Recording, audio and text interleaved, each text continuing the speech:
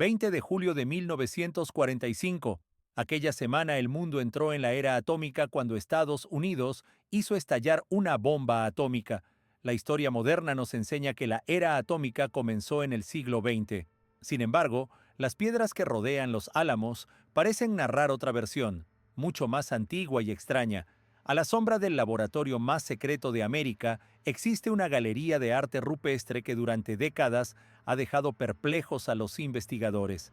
No son simples garabatos, son símbolos recurrentes, tallados con precisión y esparcidos por distintos rincones del planeta que parecen representar un cielo en llamas.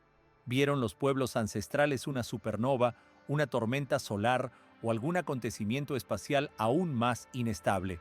La semejanza con imágenes nucleares resulta inquietantemente notable y la localización añade una coincidencia difícil de aceptar como mera casualidad.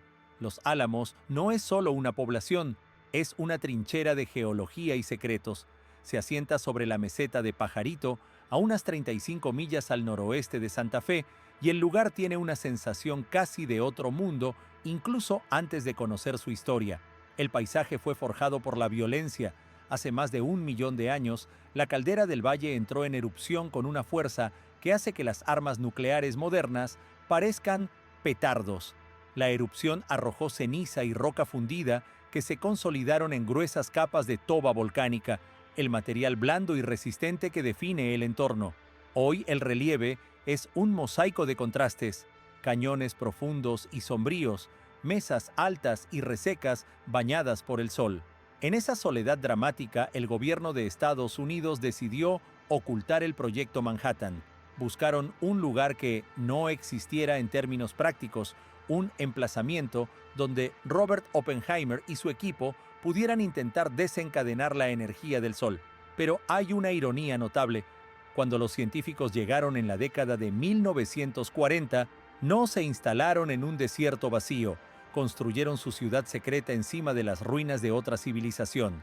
Los pueblos ancestrales vivieron, prosperaron y desaparecieron allí miles de años antes.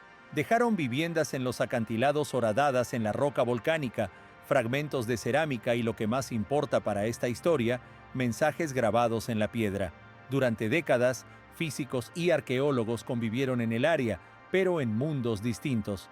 Los unos miraban hacia el futuro, empeñados en terminar una guerra con una tecnología nueva y devastadora.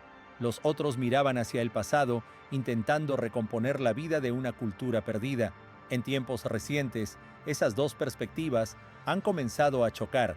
La gente advirtió que el arte en las paredes del cañón no eran solo ciervos o símbolos de lluvia. Aparecieron signos que, con una mirada distinta, recordaban las ecuaciones garabateadas en las pizarras de los laboratorios de alta seguridad situados apenas a unas millas de distancia. Surge así el núcleo del enigma. ¿Por qué este lugar en particular? ¿Por qué esa meseta parece concentrar tan obsesivamente la imagen del apocalipsis? Da la impresión de que la Tierra misma conserva la memoria del fuego. Los visitantes del Monumento Nacional Bandelier admiran las viviendas de los acantilados y las escaleras talladas. Sacando fotografías de las espirales y los símbolos solares, muchos pasan por alto las tallas más extrañas. Se pierde lo que está escondido en las esquinas más sombrías de los cañones, formas que no tendrían sentido para un campesino de la Edad de Piedra. Se trata de patrones intrincados, estructuras en forma de rejilla, docenas de círculos concéntricos unidos por líneas y figuras que parecen portar cascos con antenas. Durante mucho tiempo la explicación estándar fue sencilla: simbolismo religioso. Es una hipótesis razonable. Pero al mirar esas mismas imágenes con los ojos de un físico de plasma, la interpretación religiosa se vuelve tenue.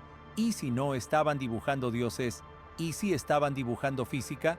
La extrañeza se intensifica cuando se observa que esos motivos de explosión no son exclusivos de aquí.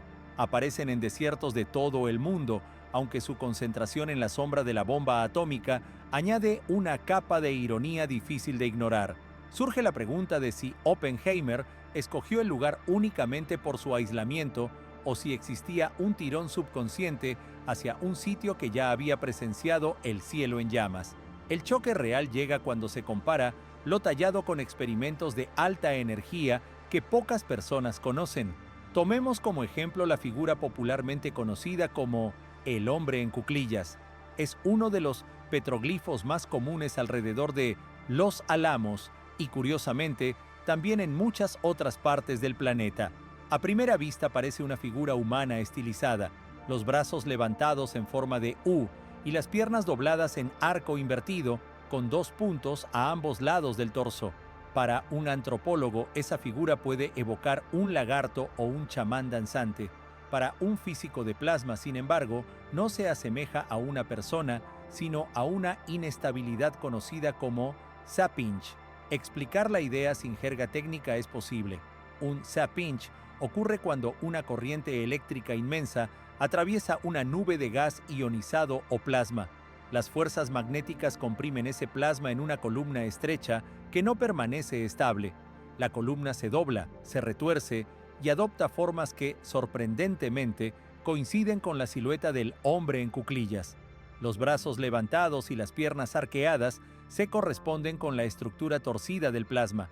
Los puntos junto al torso podrían representar anillos de radiación intensa conocidos en los laboratorios modernos.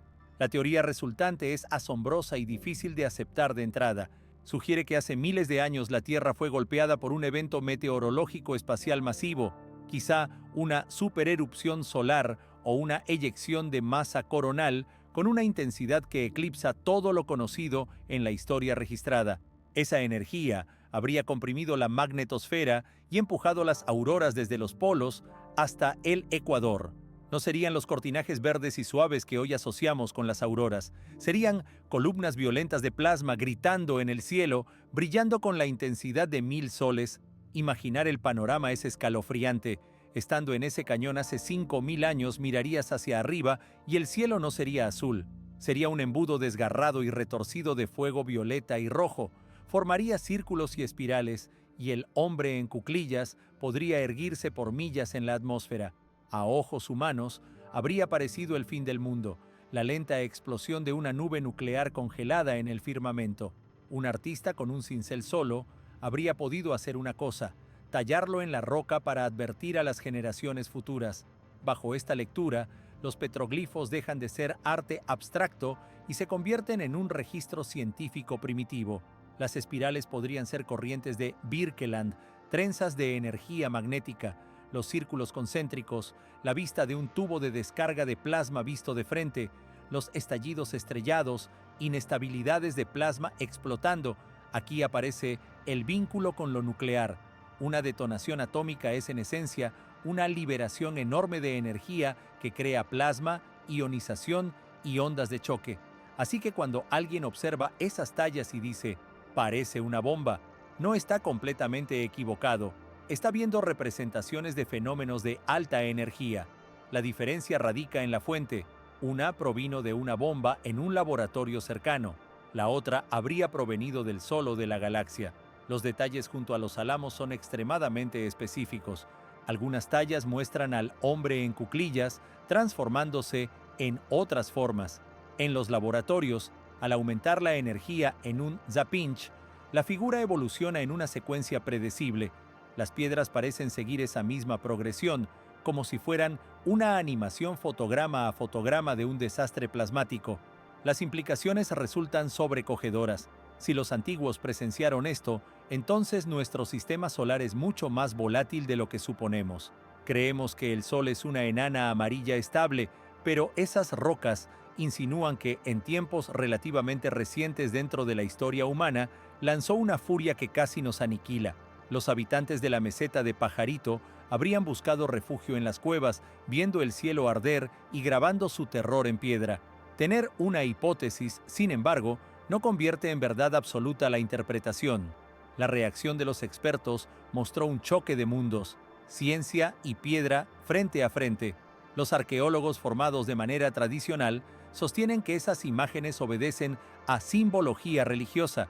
Han dedicado décadas a estudiar la cultura ancestral y ven en las espirales rutas de migración, en las figuras geométricas, símbolos de clan, agua o marcadores estacionales. Para ellos, el hombre en cuclillas es una figura humana estilizada, tal vez una representación de un espíritu. Además, señalan el contexto. Muchas tallas aparecen junto a viviendas, graneros y fuentes de agua. Son parte de la vida cotidiana. ¿Por qué, preguntan, iban a tallar advertencias apocalípticas junto al lugar donde molían el maíz? Acusan a los físicos de caer en pareidolia, la tendencia a ver patrones donde no los hay. Es como descubrir una cara en Marte o un conejo en una nube, pero los físicos replican con datos. Sostienen que la excusa de la pareidolia no explica la precisión y la consistencia global de las formas. El hombre en cuclillas aparece con proporciones geométricas muy parecidas en Nuevo México, en Australia, en Armenia y en los Alpes. Si fueran meros símbolos culturales, esperaríamos más variación entre culturas tan distintas, pero una inestabilidad de plasma se comporta igual en todo el planeta porque la física es universal. Si todos los humanos hubieran visto la misma monstruosidad en el cielo, la habrían dibujado de manera parecida. El debate tiene además un matiz humano comprensible. Los arqueólogos protegen una cultura y temen que su historia sea reducida a meros datos por físicos que tratan a los pueblos antiguos como observadores pasivos. Reducir obras espirituales complejas a simples avisos meteorológicos resulta ofensivo para quienes conocen la riqueza mítica y ceremonial de los pueblos pueblo. No todo arte ritual tiene que ser el registro literal de una catástrofe. Sin embargo, los partidarios de la teoría plasmática esgrimen un AES, la cronología. Los fechados de las tallas y los estratos de actividad energética coinciden aproximadamente con periodos de grandes tensiones climáticas y colapsos culturales. Sostienen que la razón de tantos desplazamientos, de mitos sobre cielos en llamas y de relatos sobre rayos de los dioses en culturas diversas, no es mera fantasía, sino memoria de un mismo suceso. Las tallas de los álamos serían solo un capítulo de un libro global de supervivencia. Pensemos en la ironía histórica. El silencio que envolvió la meseta fue interrumpido en 1942, cuando el ejército estadounidense expropió las tierras y las cercó. Trajeron a algunas de las mentes más brillantes del planeta y encendieron un nuevo tipo de fuego. Los científicos del Proyecto Manhattan intentaban dominar la energía nuclear, la fuerza que mantiene unidas las partículas en el núcleo. Mientras resolvían ecuaciones sobre liberación de energía, ondas de choque y propagación de la radiación, paseaban por los mismos senderos donde Oppenheimer y otros paseaban a caballo. Es probable que pasaran junto al hombre en cuclillas y las espirales. Se detuvieron a mirar, sintieron un escalofrío al contemplar un dibujo de hace 5000 años que parece el reflejo de su propio trabajo. Esa pregunta cambia el foco de "sí ocurrió" a "¿qué significa para nosotros?". Si las tallas registran descargas de plasma, nos advierten de que el planeta es vulnerable a un cosmos volátil. Si son símbolos rituales, hablan del temor y la reverencia que inspiraban las fuerzas naturales.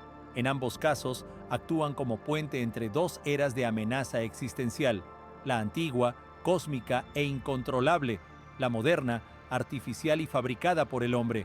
El resultado, en esencia, puede ser el mismo: luz cegadora, calor extremo y la posibilidad de extinción. Hoy, el Laboratorio Nacional de los Álamos sigue activo. Prosiguen investigaciones clasificadas y el recinto se expande, mientras conservacionistas luchan por proteger las petrografías de la urbanización y de los incendios forestales que azotan la región. Es una carrera contra el tiempo para salvar las advertencias grabadas en la roca antes de que desaparezcan. La fuerza del fenómeno no es solo visual, es la ubicación. De todos los lugares sobre la Tierra, la era atómica comenzó con la primera prueba exactamente en el área que guarda un memorial rupestre con apariencia de catástrofe atómica. La probabilidad podría explicar eso como coincidencia. La intuición humana lo siente como destino. Si ampliamos el marco global, la teoría del plasma se vuelve aún más perturbadora. En casi todas las mitologías antiguas, el dios principal empuña un rayo: Zeus, Thor, Indra, el Thunderbird de varias culturas nativas. Al observar cómo lo dibujaron los antiguos, esos rayos no siempre se parecen a trazos zigzagueantes de tormenta moderna. Con frecuencia asemejan tornillos, flores o estructuras complejas. Armas como el Vajra de la tradición hindú muestran formas que recuerdan a plasmoides, figuras con extremos próngicos. ¿Por qué culturas separadas por océanos y miles de años reproducen la misma figura extraña? La respuesta sugerida es escalofriante. No inventaron esas imágenes, las vieron. Hay evidencias materiales que acompañan a los dibujos. En Escocia existen los llamados fuertes vitrificados, muros antiguos donde las piedras aparecen fusionadas por calor extremo a temperaturas capaces de fundir granito. La comunidad arqueológica ha debatido cómo poblaciones de la Edad del Hierro pudieron generar calor sostenido suficiente para vitrificar la roca. Una descarga masiva de plasma, un rayo de los dioses que se clavara en la roca, explicaría esa vitrificación en segundos. Traigamos esto de vuelta a Nuevo México. En el sitio de la prueba Trinity, la arena del desierto se fundió y se transformó en un vidrio verde conocido como trinitita. Si hallamos vitrificación antigua asociada con petroglifos de explosión, la posibilidad de que el cielo nucleara el suelo hace miles de años adquiere otro nivel de coherencia. Las leyendas locales sostienen sus propias resonancias con la teoría. Los Hopi, herederos culturales de los pueblos ancestrales, hablan de cataclismos repetidos y de haber sido salvados en una de esas ocasiones por la gente hormiga que los llevó bajo tierra.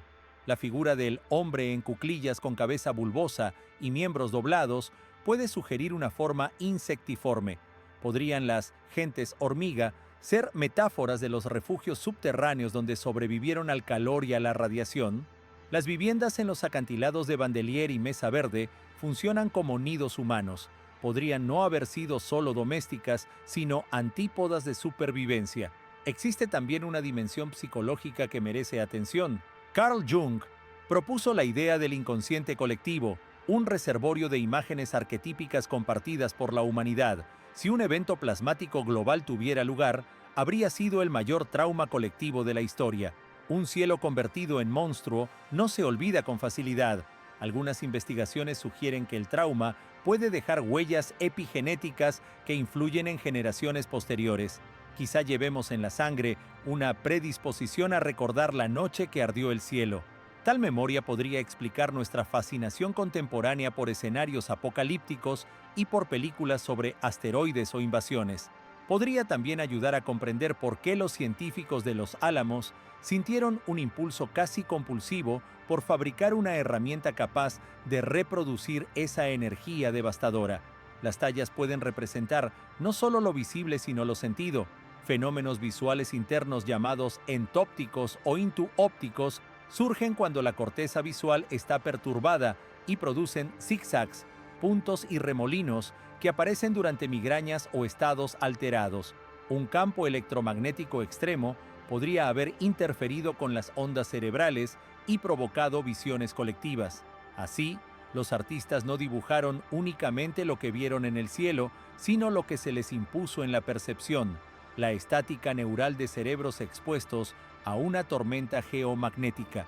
Llevando el debate a los márgenes, algunos sostienen que las poblaciones antiguas poseían conocimientos prácticos sofisticados, no tecnología moderna, pero sí entendimientos de resonancia y acústica. Las cuevas del suroeste presentan propiedades acústicas notables y ciertos recintos funcionan como calendarios solares de precisión.